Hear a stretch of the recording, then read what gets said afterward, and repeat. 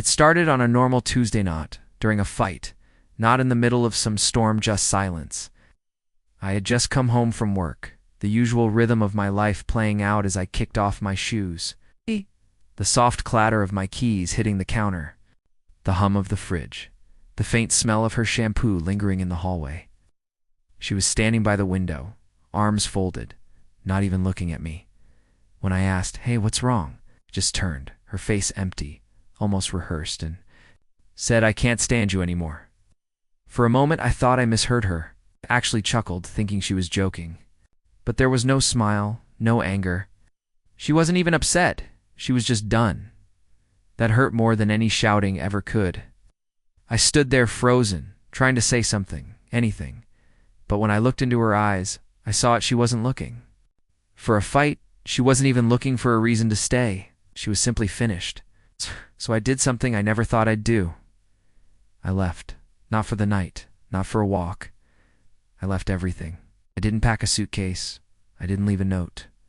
I just grabbed my wallet, my car keys, and drove. And I didn't stop until the world behind me felt like it no longer existed. I ended up in a small gray town by the coast, one of those places with more boats than people. No one asked questions. No one cared about your past. I rented a room above a hardware store, paid in cash, found work under the table, fixing busted fences and rusted gutters. I told everyone my name was Drew. That was it. I didn't mention Isabel or the life I had before. Every morning I walked the docks before, dawn coffee in hand, my jacket zipped high against the wind. Seagulls squawked overhead, boats creaked softly on the water, and my heart stayed quiet. People think running away is cowardice, but sometimes disappearing is the only way you survive. Still, no matter how far I went, there were pieces of her. Everywhere, the smell of tea in the morning, the songs on the radio, the way I would still reach for her hand in my sleep. She never called, not once. And that, in its own way, hurt more than anything. Months passed, and I built a quiet life for myself. But then one day, the call came that cracked open the shell I had built around myself. It was Darren, an old friend. We both knew someone I hadn't spoken to since I left. Found me through mutual connections, and his voice was cautious.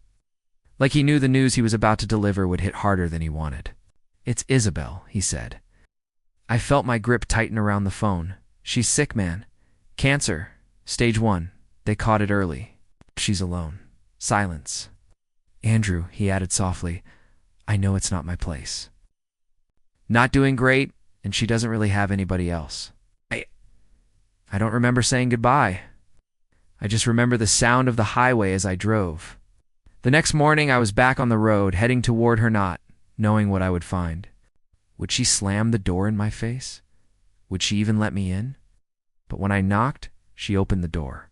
She looked thinner, tired, but still unmistakably her. Her eyes widened when she saw me. "Andrew," she whispered. "I'm here," I said. "You don't have to say anything. I'm just here if you need someone." She didn't speak. She didn't cry. She just stepped aside and let me in. The house hadn't changed much, but it felt colder, quieter, like it hadn't been lived in for a long time. That first night, I slept on the couch. She didn't offer a bed. I didn't expect one. The next morning I made tea the way she liked it, muscle memory, I guess. She sipped it without a word. Days passed like that, quiet routines, soft gestures, no past, no future, just the moment. Her treatment started soon after chemotherapy, the exhaustion, the nausea.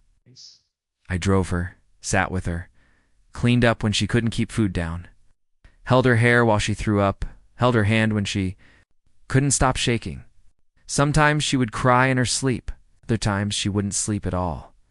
But through it all, I stayed. Not because I expected anything in return.